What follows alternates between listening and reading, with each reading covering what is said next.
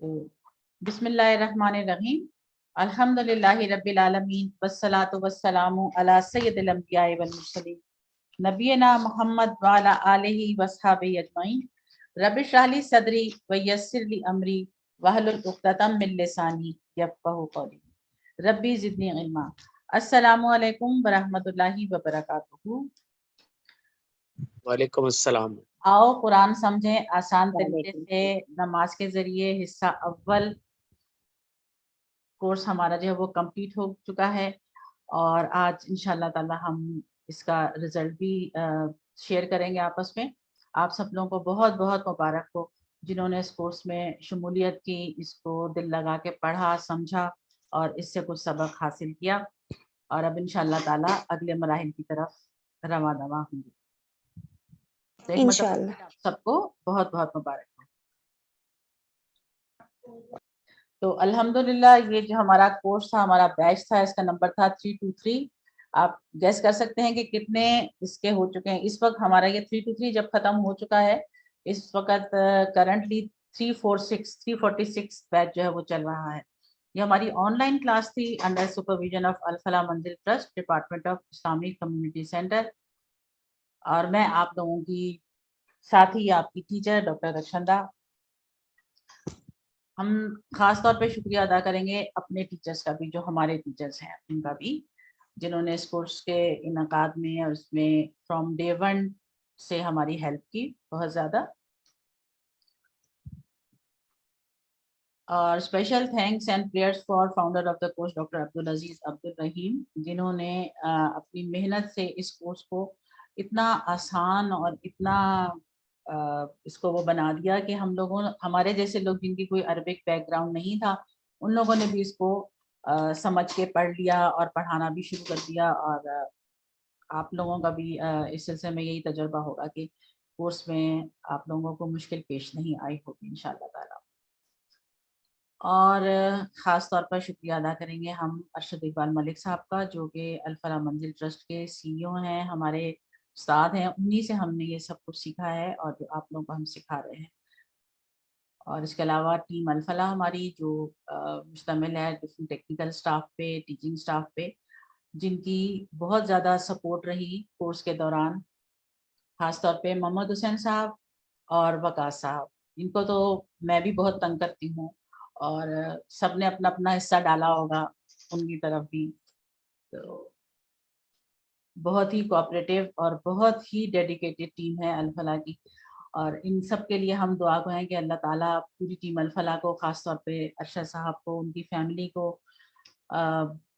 اجر عظیم ادا کرے کہ جنہوں نے اس قرآن کے سمجھنے کی اس روشنی کو جو ہے وہ پھیلایا ہے اور ہم سب تک پہنچایا ہے۔ ایک مرتبہ پھر آپ سب کو مبارکباد ہے۔ الحمدللہ اللہ تعالیٰ کا لاکھ لاکھ شکر ہے کہ اس نے اس قابل کیا کہ ایک لیول کمپلیٹ ہوا ہے اور 50% قرآن کے الفاظ جو ہے وہ سمجھنے کے قابل ہو گئے ہیں ہم، اور آہستہ اسی طرح سے اس سفر کو ہم جاری رکھیں گے انشاءاللہ تعالی۔ اور بس یہی دعا ہے کہ اللہ تعالیٰ ہم کو توفیق دے کہ جو کچھ ہم نے سیکھا ہے اس کو ہم دوسروں تک پہنچائیں بھی اور اس پہ عمل کریں، کیونکہ علم جو ہے وہ عمل کے بغیر کچھ بھی نہیں ہے۔ عمل جو ہے وہ بیسک چیز ہے، تو پہلے ہم سیکھیں گے، جانیں گے، تبھی ہم اس پہ عمل بھی کر سکیں گے۔ تو اللہ تعالیٰ سے یہی دعا ہے کہ اللہ تعالیٰ ہمیں توفیق دے سمجھنے کی، اور اس کے ساتھ ساتھ اس پر عمل کرنے کی۔ آپ نے دیکھا کہ اس کورس میں جو ہے وہ مشکل الفاظ یا مشکل جو ٹرمینالوجیز ہوتی ہیں ٹیکنیکل قسم کی، ان سب سے دور رہ کے یہ کورس بنایا گیا اور کروایا گیا۔ آسان سے آسان الفاظ استعمال کیے گئے اور کوشش کی گئی کہ ایسی مثالیں بھی لائی جائیں کہ جن سے آپ اسے اچھی طرح سے سمجھ سکیں۔ اور بیسک اس کا جو سلیبس تھا وہ نماز رکھا ہوا ہے۔ نماز چونکہ سب پڑھتے ہیں اور نماز کے الفاظ سے، نماز کے اذکار سے سب واقف ہے، اسی لیے اس کو سمجھنا اور اس کو ہضم کرنا جو ہے وہ آئی گیس بہت آسان ہو جاتا ہے اس طرح سے۔ یہ ایک ہمارے اسٹوڈنٹ کی کوشش ہے، انہوں نے ایک پیج پر وہ الفاظ ہائی لائٹ کیے جو کہ کورس 1 میں کیے ہیں۔ کچھ رہ گئے تھے وہ ریڈ سے اس کو انڈر لائن کر دیا گیا ہے. تو یہ ہائی لائٹڈ ورڈس دیکھ کر بھی اندازہ ہو جاتا ہے کہ ایک صفحے پر کتنے الفاظ ہیں جو آپ اس کورس کے بعد سمجھ سکیں. تو اچھا نہیں لگتا دیکھ کے کہ ہم کافی الفاظ سمجھ رہے ہیں. بالکل میم. ہے نا. تو اچھا پروگرام سمری ہماری ایسا ہوگا کہ تھوڑا سا الفلا منزل ٹرسٹ کا آپ کو انٹروڈکشن بتایا جائے گا. بیچ سمری ہماری اور QC2 جب انشاءاللہ تعالی ہمارا شروع ہوگا اس کے بارے میں مختصر سا تعارف. ایک آپ کو کہانی بھی سننے کو ملے گی. اس کے بعد ہم رزلٹ اناؤنسمنٹ ہوگی. ایوارڈ ڈسٹریبیوشن ایسے ہی لکھا ہوا ہے اس پر. یہ جب فزیکل کلاس ہوتی ہے تو اس میں ایوارڈ ڈسٹریبیوشن ہوتی ہے. یہاں تو ورچوئل ہے سب کچھ. اس کے بعد آپ لوگوں کا فیڈ بیک اور کامنٹس جو ہیں وہ بھی آپ لوگوں سے لیے جائیں گے. تو الفلا منزل ٹرسٹ کے بارے میں شروع کی کلاس میں بھی آپ کو بتایا تھا کہ یہ ارشد صاحب کی کوشش ہے. انہوں نے اس کا آغاز کیا. یہاں سے انہوں نے کورسز کا آغاز کیا. پہلے مسجد سے, اس کے بعد اس سینٹر سے. اس کے بعد آہستہ آہستہ یہ جو پروگرام ہے وہ نہ صرف یہ کہ اسلام آباد راولپنڈی کے مختلف جگہوں پر ہونے لگا, پاکستان میں مختلف شہروں میں ہونے لگا, مختلف اسکولز میں اس کو انٹروڈیوس کرایا گیا, خاص طور پر اسلامک انٹرنیشنل یونیورسٹی کے جو اسکولز ہیں ان میں, اور اس کے علاوہ دیگر اور اسکول اور کالجز میں بھی اس کو انٹروڈیوس کرایا جا رہا ہے. اور نہ صرف ایک اس کا راولپنڈی اسلام آباد میں اس کے آفیسز کے علاوہ ایک کراچی میں آفس ہے, اور پشاور میں قرآن اینڈ سنہ فاؤنڈیشن کے تحت اس کے کورسز ہوتے ہیں, اور پاکستان سے باہر کینیڈا اور نیوزی لینڈ میں بھی اس کے مختلف کورسز الفلا کی طرف سے ہو چکے ہیں. اور انڈیویجولی بھی جو ہے ٹیچرز ٹریننگ دی جاتی ہے, اور جو ٹیچرز جو ہیں وہ ٹرین ہونے کے بعد انڈیپینڈنٹلی بھی کورسز کرواتے ہیں علاوہ الفلا سے. تو یہ تو مختصر سا تعارف تھا الفلا منزل ٹرسٹ کا. ان کا موٹو یہ ہے ان کا کہ تاکہ لائک مائنڈیڈ فیملیز جو ہیں وہ اکٹھی ہوں, قرآن کا احیا ہو, اور ہم اس قرآن کو نہ صرف یہ کہ ثواب کی نیت سے پڑھ کے چھوڑ دیں, ہم اس قرآن کو اپنی زندگی میں کیسے لے کر آئیں گے, 24/7 ہم اس پہ کیسے عمل کر سکتے ہیں. تو عمل ہم تبھی کر پائیں گے جب ہم اس کو سمجھیں گے, اور سمجھنے کے لیے زبان کا جاننا ضروری ہے, اور زبان جاننے کے لیے ہم یہ کورسز کروا رہے ہیں تاکہ آپ قرآن کی زبان سمجھ سکیں اور کر سکیں. اچھا جی, بیچ سمری چھوٹی سی. جب ہمارا کورس شروع ہوا تو رجسٹریشن آپ لوگوں کو بھی پتہ ہے کہ کتنی دھڑا دھڑ لوگ جوائن کر رہے تھے. آلموسٹ 180 کے قریب لوگوں نے جوائن کیا تھا, گروپ کو جوائن کیا تھا, ناٹ دا کورس. اور اس میں تقریباً 10 لوگ تو ایسے تھے جو کہ امپروومنٹ کے لیے یا ایز اے لسنر آ رہے تھے, جن کا مجھے علم بھی تھا, لیکن بقایا تو نئے لوگ تھے. اور اس کے بعد جب کلاسز شروع ہوئی ہیں تو پہلی مرتبہ جو کلاس ہوئی تھی ہماری اس میں 86 لوگوں نے پارٹیسپیٹ کیا تھا. اس کے بعد 76 ہوئے. اس کے بعد آہستہ آہستہ گریجولی یہ تعداد کم ہوتے ہوتے 65 تک پہنچ گئی. اور یہ 65 وہ لوگ تھے جنہوں نے اس کو تھوڑا آگے تک لے کر گئے. لیکن سکسیسفلی جو کورس کمپلیٹ کیا ہے وہ ہمارے 44 یعنی 44 ساتھیوں نے کیا ہے. اور یہ وہ لوگ ہیں جنہوں نے اپنے تمام ہوم ورکس کمپلیٹ کیے, مڈ ٹرم کوئز دیا, فائنل کوئز دیا, ورک بک کمپلیٹ کر کے سبمٹ کرائی. اس کے علاوہ کچھ اور ایسے ساتھی بھی تھے جنہوں نے چند ہوم ورکس کیے تھے, کسی نے 2 کیے, کسی نے 4 کیے. اس کے بعد پتہ نہیں کیا بنا اور ان لوگوں نے چھوڑ دیا, یا خاموش ہو کے کلاس میں آتے تھے نہیں آتے تھے, کچھ معلوم نہیں ہے. لیکن بہرحال جن لوگوں نے تمام کرائٹیریا پورا کیا انہی کے رزلٹ جو ہے وہ بنائے گئے اور اسی کو شامل کیا گیا. تو جزاکم اللہ خیرہ. یہ تو ہماری ابتدائی بات ہو گئی. اس کے بعد ہم دیکھتے ہیں QC2 کا جو ہمارا بریف سا انٹرو ہے, آپ کو میں وہ دیتی ہوں. QC1 میں ہمارا سلیبس تھا نماز, ٹھیک ہے. اب QC2 میں ہم کیا کرنے جا رہے ہیں یہ ابھی ڈسکس کرتے ہیں. ہم 5 لیول اس کے آئیں گے, بلکہ ٹوٹل تو 7 ہیں, لیکن 5 جو ہیں ان کی پہلے بات ہو جاتی ہے کہ وہ ہم ان اشاروں کی مدد سے کرتے ہیں. اس کے بعد جو ایڈوانس کورس ہے وہ تھوڑا سا ڈفرینٹ ہو جائے گا. تو آئیں دیکھیں کہ کورس 2 میں ہمارے لیے کیا چیز. پہلا کورس جو ہم نے کر لیا ہے اس کے بعد یہ کورس شروع ہوتا ہے. obviously پہلے کے بعد ہی ہمیشہ دوسرا کورس شروع ہوتا ہے.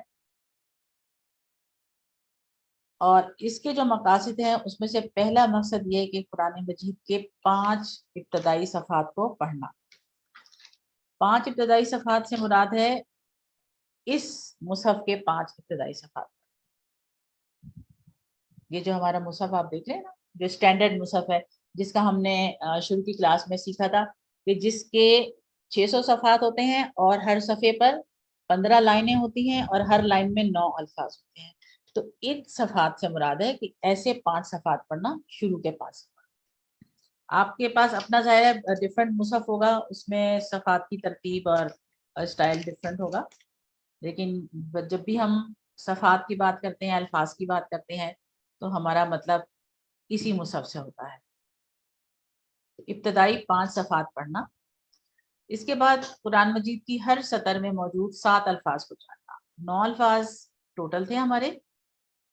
کورس 1 میں کچھ الفاظ ہم نے جان لیے، جب ہم کورس 2 کر لیں گے تو ہم اس 9 میں سے 7 الفاظ کو جانتے ہیں. تھرڈ پوائنٹ ہے اشاروں اور فقروں کے ذریعے نئے الفاظ اور معنی کو سیکھنا. یعنی پوائنٹرز اور فریزز کے ذریعے آپ سیکھیں گے نئے الفاظ معنی. کوئی بھی زبان سیکھنی ہونا تو اس کے 2 چیلنجز ہوتے ہیں. ایک تو الفاظ اس کا چیلنج ہوتے ہیں، ورڈز، ووکیبلری. دوسرا چیلنج ہوتا ہے اس کی گرامر. تو پوائنٹرز کے ذریعے ہم سیکھیں گے اس کی ووکیبلری، اور فریزز جو ہوں گے ان کے ذریعے ہم سیکھیں گے گرامر. اور آہستہ آہستہ یہ چیز بھی جو ہے آپ کی سمجھ میں آتی جائے گی کہ میں یہ پوائنٹرز اور فریزز کیا کہہ رہی ہوں. نمبر 4 اس قرآن کو زندگی میں لانے کا طریقہ سمجھنا. نمبر 5 ہوگا قرآن کی ہر سطر میں آنے والے کمزور افعال کو سیکھنا. کمزور افعال کیا ہوتے ہیں، بریفلی ابھی ہم اس کو بھی دیکھ لیں گے. اور چھٹا جو اس کا آبجیکٹو ہے وہ ہے کہ 200 سے زائد عربی بول چال کے جملے سیکھنا. اس سے پہلے بھی ہم کافی جملے سیکھ چکے ہیں جو ہم نے QC1 کے گرامر میں سیکھے. اب ہم جو بقایا ہے تھوڑا ایڈوانس ہو جائیں گے اور اس کے بعد ہم اس کو تو یہ بالکل پہلے کورس جیسے ابھی ہم نے کیا، پہلا والا کورس بالکل اسی سٹائل پر ہے. کوئی اس میں بہت زیادہ کوئی ڈفرینس نہیں آپ دیکھیں گے، بالکل اسی طرح سے ہے. ویسے ہی 20 اسباق ہوں گے جیسے اس میں تھے، اور ہر صفحے کے 4 سبق ہوں گے. یہ میں آپ کو ابھی بتاؤں گی کہ ہر پیج کے 4 سبق سے کیا مراد ہے. اور ہر سبق کے 2 حصے ہوں گے، part A and part B. Part A میں ٹیکسٹ ہوگا ہمارا جو قرآن مجید کی آیات ہیں، اور پارٹ بی میں ہوگی گرامر. اور گرامر میں ہم کورس 2 میں کریں گے کمزور حروف والے افعال جو قرآن مجید کی تقریباً ہر لائن میں موجود ہیں، ان کو ہم سیکھیں گے.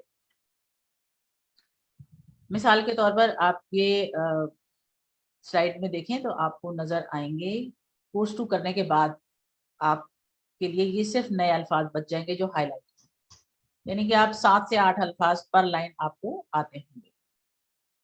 80% تقریباً آپ جان لیں گے انشاءاللہ. اور ان 5 صفحات کو سمجھنے کے لیے ہم اپنے دائیں ہاتھ کا یا رائٹ ہینڈ کا استعمال کریں گے. تھوڑی سی پریکٹس کرنی پڑے گی آپ کو. 2 انگلیاں ایسے اور انگوٹھے کو الگ کر کے، ٹھیک ہے، ایسے، اور اس کو پام فیسنگ ٹورڈز یو. تو یہ آپ کے 5 صفحات ہو گئے. صفحہ نمبر 1، یہ 2 اور 3، اور یہ 4 اور 5. تو یہ 5 صفحات ہم ایسے ظاہر کر سکتے ہیں اپنے ہاتھ پر. اب ایک صفحہ جو ہے اس کے 4 حصے کیے گئے ایسے. ایک صفحہ ہے، اس کو 4 پوائنٹرز یا اشاروں میں تقسیم کر دیا گیا ہے آسانی کے لیے. لیکن جو پہلے آپ کو نظر آ رہا ہے سورہ فاتحہ اور فقرہ کا ایک صفحہ، مصحف میں تو وہ 2 جگہ پر ہوتا ہے. آدھے صفحے پر سورہ فاتحہ ہوتی ہے تقریباً، اور آدھے پر بقرہ کی ابتدائی آیات ہوتی ہیں. لیکن یہ دونوں کیونکہ چھوٹے چھوٹے ہیں تو ان دونوں کو ملا کر کے ایک صفحہ سمجھا گیا ہے. تو اس کو ہم پہلا صفحہ کہہ رہے ہیں. اس کے بعد یہ صفحہ نمبر 2 ہے اور یہ 3 ہے. تو 2 اور 3 ساتھ ساتھ ہیں. اسی طرح سے 4 اور 5 بھی ساتھ ساتھ ہیں. تو ہم نے جو رائٹ ہینڈ کو اپنے رکھا ہے تو یہ تو 1 کو ہم نے سمجھ لیا، وہ 2 چھوٹوں کو. یہ 2 اور 3 ساتھ ساتھ، اور یہ 4 اور 5 ساتھ ساتھ. ایسے ہے. تو پہلا صفحہ جس میں سورہ فاتحہ اور بقرہ کی ابتدائی 4 سے 5 آیات ہیں، اس کو ہم نے ایک صفحہ مانا اور اس کے 4 اشارے کیے. اس کو ہم ایسے انگوٹھے پر اپنے ظاہر کریں گے. اللہ کی تعریف اور ہدایت کی دعا، یہ 2 سورہ فاتحہ کے اشارے ہو گئے. متقیوں کے لیے ہدایت، متقیوں کی صفات، یہ ہو گئے آپ کے سورہ بقرہ کی ابتدائی آیات کے اشارے. تو پہلے صفحے کے اشارے ہوں گے اللہ کی تعریف، ہدایت کی دعا، متقیوں کے لیے ہدایت اور متقیوں کی صفات. ایسے ہم ان پوائنٹرز کو یاد کریں گے. اس کے بعد ہم اسے شارٹ کر ایک ایک لفظ کے ساتھ، یعنی تعریف، دعا، ہدایت، صفات. تعریف، دعا، ہدایت، صفات. اور تعریف کو دیکھتے ہی آپ سمجھ جائیں گے کہ یہ پورا اشارہ ہے اللہ کی تعریف. دعا سے سمجھ آ جائے گی کہ پورا اشارہ کیا تھا، ہدایت کی دعا. اسی طرح سے ہدایت جو دوسرا ہے، دعا سے سمجھ آ جائے گی دعا ہے. اس کے بعد ہدایت ہدایت ہے. اس کے بعد سمجھ آ جائے گی آپ کو یہ دیکھ کر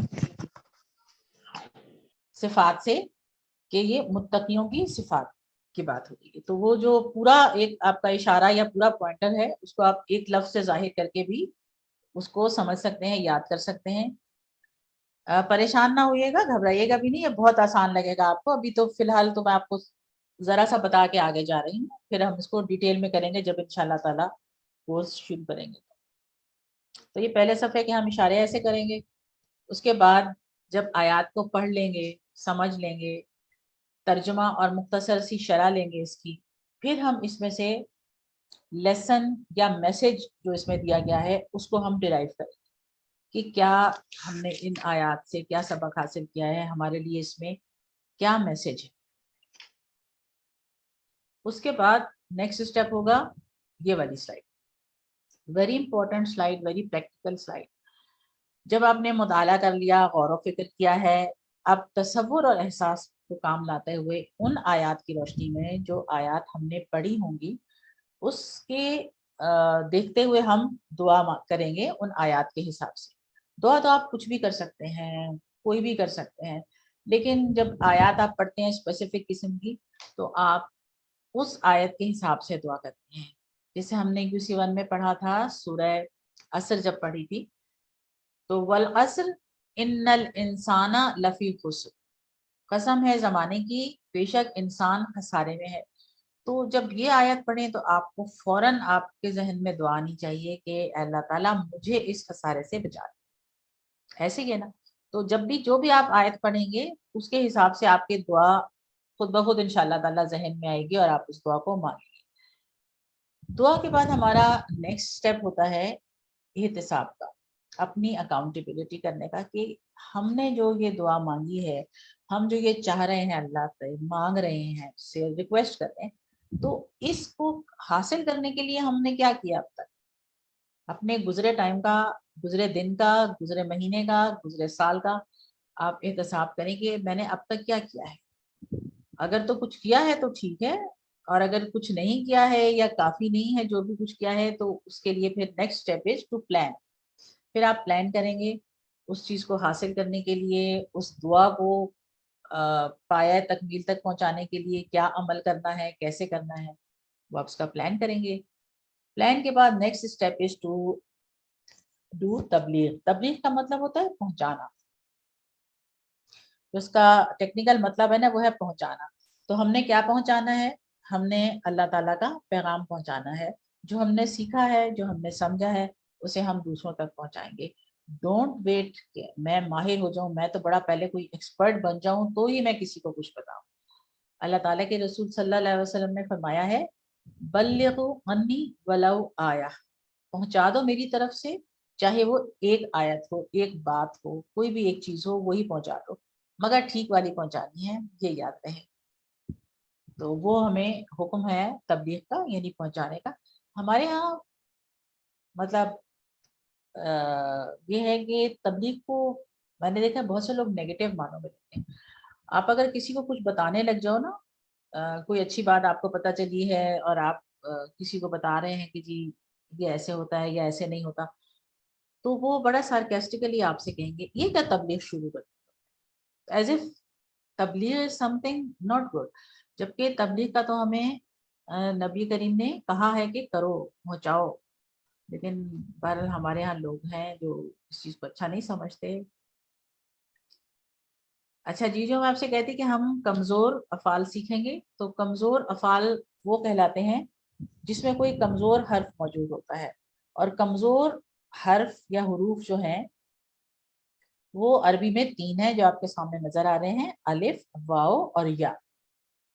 ये कमजोर हुरूफ कहलाते हैं।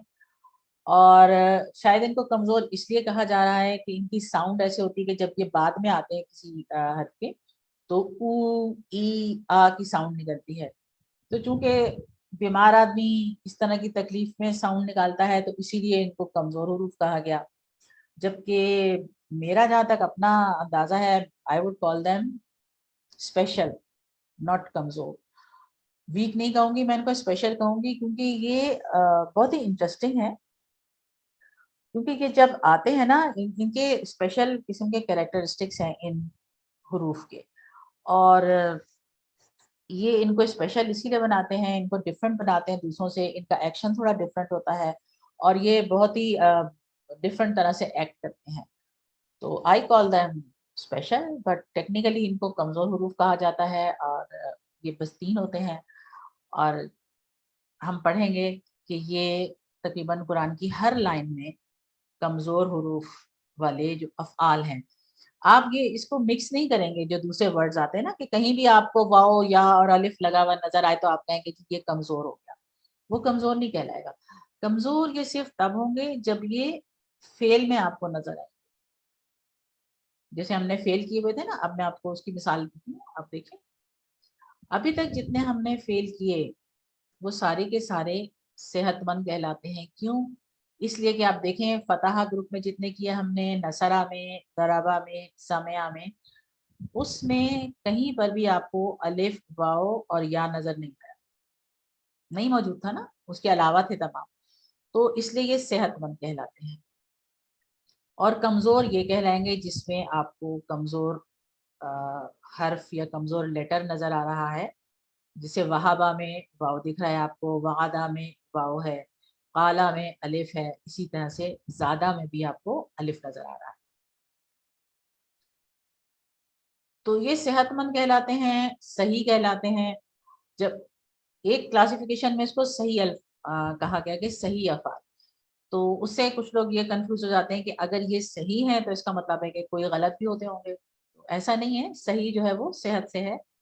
तो सेहतमंद ये कहलाते हैं, और कमजोर वो कहलाते हैं जिसमें ये आइदर ऑफ दीज 3 लेटर्स मौजूद हो, या कभी कभी एक से जायद, यानी कि 2 भी कमजोर आपके लेटर्स हो सकते हैं एक फेल में। और ये जैसे 3 पोजीशंस हमने की थी ना, कि फा, ऐन और लाम 3 पोजीशंस होती हैं, लेटर 1, 2 एंड 3। तो जाहिर है कि ये जब एक कमजोर लेटर मौजूद होगा फेल में, तो ये कहीं भी आ सकता है। ये शुरू में आ सकता है जैसे वहाबा और बादा में, ये दरमियान में आ सकता है जैसे काला और ज्यादा में, और ये आखिर में भी आ सकता है जैसे दआ और हदा में आपको नजर आ रहा है।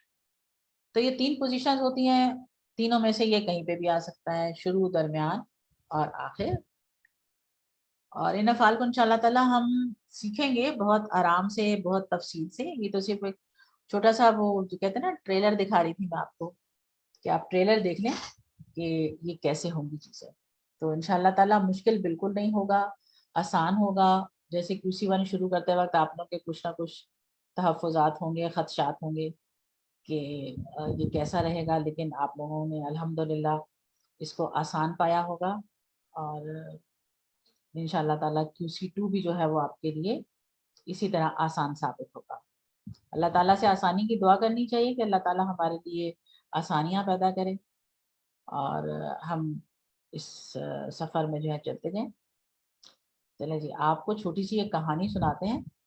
सब माशाल्लाह बड़े हो गए हैं, कहानियाँ सुनना छोड़ दिया होगा, शायद पढ़ना भी छोड़ दिया होगा, लेकिन आज हम वापस से आपको एक कहानी सुनाते हैं। یہ کہانی ہے عاصم کی اور اس کی family. Now who is Asim? Asim کون ہے؟ عاصم میں ہوں، عاصم آپ ہیں، عاصم ہم سب ہیں. یہ ہم سب کی کہانی ہے. اور اس کہانی میں عاصم جو ہے وہ بس سمبولک سا پورا یہ سٹوری بنائی گئی ہے سمجھانے کے لیے. تو عاصم نے اور اس کی بیوی بچوں نے فیصلہ کیا رحلہ پہ جانے کا. رحلہ کہتے ہیں ویکیشنز کو، چھٹیوں کو انجوائے کرنے کے لیے جو آپ جاتے ہیں، سفر کرتے ہیں، اس کے لیے دنیا کی رنگینہ دیکھنے کے لیے، انجوائمنٹ کے لیے انہوں نے سفر شروع کیا، عاصم نے اور اس کی فیملی نے. تو عاصم کو کچھ ٹائم کے بعد چلتے چلتے راستے میں کوئی ملا. اس شخص نے عاصم نے اس سے پوچھا کہ تم کون؟ اس شخص نے کہا کہ جی میں ہوں مال، میں مال و دولت ہوں، مال و متاع ہوں. عاصم نے اس پر اپنی فیملی سے پوچھا کہ کیا خیال ہے ہم اسے ساتھ لے چلیں، مال کو اپنے ساتھ بٹھا لیں؟ تو آبویسلی سب نے کہا کہ ہاں بھائی کیوں نہیں، مال تو بہت ضروری چیز ہے اور دنیا کی اس سفر میں ہمیں مال کی بہت ضرورت پڑے گی، اس کی وجہ سے ہم بہت سی چیزیں حاصل کر سکیں گے، اس لیے مال کو تو ساتھ ہونا چاہیے. تو مال کو بٹھا لیا جائے ساتھ. مال کو انہوں نے ساتھ رکھ لیا اور مال لے کر چل پڑے اپنی زندگی کے سفر میں. کچھ ٹائم کے بعد انہیں کوئی اور نظر آیا. اس سے عاصم نے پھر دریافت کیا کہ بھئی آپ کون ہیں؟ تو انہوں نے فرمایا کہ جی میں تو آپ کا منصب و مقام، یعنی میں آپ کا اسٹیٹس ہوں، میں آپ کی پوزیشن ہوں، جو بھی ہے اس طرح کی. اس پر پھر انہوں نے اپنی فیملی سے رجوع کیا کہ جی کیا خیال ہے انہیں بھی لے چلیں ساتھ؟ تو سب نے کہا ہاں ہاں کیوں نہیں، وائی ناٹ، ان کو بھی لے کے چلنا چاہیے، کیونکہ ظاہر ہے دنیا میں آپ نے لذتیں حاصل کرنی ہے، آپ نے انجوائے کرنا ہے، تو آپ کو اس کے لیے پوزیشن بھی چاہیے، اسٹیٹس بھی چاہیے، تبھی تو آپ انجوائے کریں گے. آپ اپنے ارد گرد دیکھ لیں جو ذرا پوزیشن والے لوگ ہیں کیسے انجوائے کر رہے ہیں. تو انہوں نے کہا کہ جی ضرورت پڑے گی اس کو بھی ساتھ رکھیں. چلیں جی وہ بھی ساتھ ہو گئے. اسی طرح زندگی کے سفر میں، عاصم کی زندگی کے سفر میں اسے بہت سی اور چیزیں، بہت سی لذات اور شہوات اور انٹرسٹ اور ڈسٹریکشنز کہنا چاہیے لائف کی ملتی رہیں، اور وہ ان سب کو انجوائے کرنے کے لیے سب کو اس نے ساتھ لے لیا اور اپنی لائف میں آگے بڑھتا رہا. بڑھتے بڑھتے ایک شخص سے اور ملاقات ہوئی. اس سے جب عاصم نے پوچھا کہ تم کون ہو، تو اس نے کہا کہ جی میں ہوں دین، میں تمہارا دین. عاصم نے ایز یوزول اپنی فیملی سے پوچھا کہ کیا خیال ہے، اب یہ دین مل گیا ہے تو دین کو بھی بٹھا لیا جائے ساتھ؟ تو فیملی نے کہا کہ نہیں نہیں، ابھی دین کی ضرورت نہیں ہے بالکل بھی، اور ابھی ہم نے دین کو ساتھ بٹھا لیا تو ہم انجوائے نہیں کر سکتے، نہ ہم دنیا کی سیر انجوائے کر سکیں گے، نہ ہم کوئی اور مزے انجوائے کر سکیں گے. تو اس لیے اس کو ساتھ بٹھانے کی کوئی ضرورت نہیں ہے، دین کو چھوڑ دیا جائے. تو عاصم نے پھر یہی کیا، کیونکہ وہ ذرا فیملی پر ہی چل رہے تھے نا. عاصم نے دین کو چھوڑ دیا اور آگے چل پڑے، کیونکہ دین سے ان کو خطرہ تھا کہ دین جو ہے وہ پابندیاں لگاتے گا کہ پردہ کرو، حلال دیکھو، حرام دیکھو، نماز پڑھو، یہ نہ کرو، وہ نہ کرو، تو انجوائمنٹ نہیں ہوگی، اس لیے دین کو سائڈ پہ رکھ دیا جائے.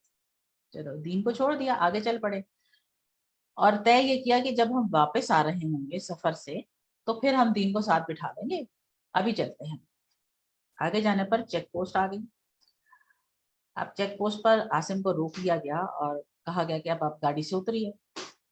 تو عاصم گاڑی سے جب اترے تو انہوں نے کہا کہ آپ کا ٹائم ختم ہو گیا، آپ کے سفر کا وقت ختم ہو گیا، تو ہمیں آپ سے کچھ تفتیش کرنا ہے. انہوں نے کہا کہ کیا تفتیش کرنی ہے آپ پوچھیں. تو انہوں نے کہا کہ میں نے آپ سے دین کی تفتیش کرنا ہے. عاصم نے کہا کہ دین کی تفتیش کرنا ہے، تو دین کو تو میں ابھی تھوڑی دیر پیچھے چھوڑ کر آیا ہوں، اور آپ مجھے بس الاؤ کریں، میں ابھی جا کے دین کو لے کر آ جاتا ہوں ساتھ، اور پیچھے ہی کھڑا ہوا ہے. تو اس شخص نے کہا کہ اب واپسی ناممکن ہے، تمہارا وقت ختم ہو چکا ہے، اب تمہیں میرے ساتھ چلنا ہے. تو عاصم پریشان ہو گیا. انہوں نے کہا کہ میرے ساتھ تو میری فیملی ہے، مال دولت، اتنے سب کچھ میرے ساتھ گاڑی میں موجود ہے. تو اس نے کہا کہ نہیں، یہ سب چیزیں کسی کام کی نہیں ہے، کسی فائدے کی نہیں ہے، دین کام آ سکتا تھا، اسے تم پیچھے چھوڑ آئے ہو. تو عاصم نے پوچھا کہ آپ کون ہیں؟ تو اس نے کہا کہ میں موت ہوں. یعنی یہاں عاصم کی زندگی کا سفر ختم ہو گیا تھا اور اس نے دین کو کوئی امپورٹنس نہیں دی تھی. اسے بتایا گیا کہ تم مکمل غافل تھے، عمل کو کھلے ہوئے تھے. عاصم نے ڈرتے ڈرتے گاڑی کی طرف دیکھا، لیکن بیوی، بچے اور باقی جو کچھ ان کے پاس چیزیں تھیں وہ ان کو لے کر آگے چل پڑے. اور کوئی ایک بھی عاصم کی مدد کے لیے اس کے ساتھ نہ اترا۔ تو آپ یہ دیکھیں گے ہم سب کا یہی انجام ہونے والا ہے۔ یہ جو کچھ دنیاوی چیزیں ہیں، دنیاوی لذتیں ہیں، ان میں سے کچھ بھی ہمارے ساتھ نہیں رہے گی، ہمارے ساتھ صرف اور صرف ہمارے اعمال جائیں گے۔ ہمارے یہاں بھی یہی سب کا ایٹیٹیوڈ ہوتا ہے کہ ابھی تو جوان ہیں، ابھی عبادت کرنے کی بھی ضرورت نہیں ہے، ابھی کچھ دین کو سمجھنے کی بھی ضرورت نہیں ہے، جب وقت آئے گا، جب عمر آئے گی تو ہم یہ سب کر لیں گے۔ تو وقت اور عمر کا تو کوئی پتہ نہیں ہے، کسی وقت بھی کسی کا وقت آ سکتا ہے، تو اس کی تیاری ہمیں رکھنی چاہیے اور عاصم کی طرح نہیں کرنا چاہیے کہ صرف اور صرف دنیاوی لذتوں کے لیے ہم دین کو اور آخرت کو جو ہے وہ جھٹلا دیں۔ اس میں ہمارے لیے یہی لیسن ہے کہ دنیا کی زندگی میں ہم کو آخرت کو نہیں بھولنا چاہیے۔ غریب آدمی جھونپڑے میں رہتا ہے، امیر آدمی بہت بڑے محل میں رہتا ہے دنیا کی زندگی میں، لیکن موت کے بعد دونوں کا ایک سا ہی ٹھکانہ ہوتا ہے۔ اللہ تعالیٰ نے فرمایا ہے سورہ المنافقون کی آیت نمبر 9 سے 11 تک میں کہ مومنو، تمہارا مال اور اولاد تم کو اللہ کی یاد سے غافل نہ کر دے، اور جو ایسا کرے گا وہی لوگ خسارہ اٹھانے والے ہیں، اور جو ہم نے تمہیں دے رکھا ہے اس میں سے ہماری راہ میں خرچ کرو اس سے پہلے کہ تم میں سے کسی کو موت آ جائے۔ تو کہنے لگا کہ اے میرے پروردگار، مجھے تو تھوڑی سی مہلت کیوں نہیں دیتا کہ میں صدقہ کروں اور نیک لوگوں میں شامل ہو جاؤں۔ تو جب کسی کی موت آتی ہے تو اللہ اس کو ہرگز مہلت نہیں دیتا، اور جو کچھ تم کرتے ہو اللہ اس سے خبردار ہے۔ یعنی آپ دیکھیں کہ میت جو ہے وہ صدقہ کرنے کی خواہش کرے گی۔ میت نے یہ نہیں کہا کہ مجھے مہلت دے کہ میں نماز پڑھ لوں، مجھے مہلت دے کہ میں روزہ رکھ لوں یا میں حج کر لوں، بلکہ کہا کہ میں صدقہ کر لوں اور صدقہ کر کے نیک لوگوں میں شامل ہو جاؤں، صالحین میں شامل ہو جاؤں۔ تو صالحین ہم پڑھ چکے ہیں کہ صالحین کون ہیں، جن پہ اللہ تعالیٰ کا انعام ہوا، اور صالحین میں سے ہونے کی ایک شرط صدقہ کرنا ہے۔ اسی طرح اللہ تعالیٰ سورہ شعراء کی آیت نمبر 88 میں فرماتے ہیں کہ جس دن نہ مال کچھ فائدہ دے سکے گا اور نہ ہی بیٹے۔ آل عمران آیت نمبر 185 میں اللہ تعالیٰ نے فرمایا کہ ہر متنفس کو موت کا مزہ چکھنا ہے، اور تم کو قیامت کے دن تمہارے اعمال کا پورا پورا بدلہ دیا جائے گا۔ تو جو شخص آتش جہنم سے دور رکھا گیا اور بہشت میں داخل کیا گیا وہ مراد کو پہنچ گیا، اور دنیا کی زندگی تو دھوکے کا سامان ہے۔ اسی طرح اس آیت میں بھی سورہ توبہ کی آیت نمبر 24 میں بھی اللہ تعالیٰ نے یہی فرمایا ہے کہ جو فیملی ہے آپ کی اور جو تجارت ہے اس کے بند ہونے سے ڈرتے ہو، اور جن مکانات کو تم پسند کرتے ہو اللہ اور اس کے رسول سے، اللہ کی راہ میں جہاد سے تمہیں زیادہ عزیز ہیں، تو رکو، ویٹ کرو کہ اللہ تعالیٰ اپنا حکم عذاب بھیج دے، اور اللہ نافرمان لوگوں کو ہدایت نہیں دیا کرتا۔ تو ہمیں اللہ تعالیٰ سے بخشش طلب کرتے رہنا چاہیے، توبہ طلب کرتے رہنا چاہیے۔ استغفر اللہ و اتوب الیہ۔ جزاکم اللہ خیرہ۔ اس کے ساتھ ہی ہمارا یہ پارٹ 1 جو ہے بس بالکل ابھی اینڈ ہونے والا ہے، اور ہم اس کے بعد انشاءاللہ تعالیٰ پارٹ 2 کنٹینیو کریں گے۔ ٹھیک ہے، تو بریک ہے آپ کے لیے 5 منٹ کی، ہم لوگ دوبارہ لاگ ان کریں گے انشاءاللہ تعالیٰ۔ جی آپ کو میری آواز آ رہی ہے؟ جی آ رہی ہے۔ جی آ رہی ہے۔ جی باجی آواز آ رہی ہے۔ ٹھیک ہے، تو اب ہم اس کو انشاءاللہ تعالیٰ شروع کریں گے تھوڑی دیر بعد آفٹر 5 منٹس۔ ٹھیک ہے۔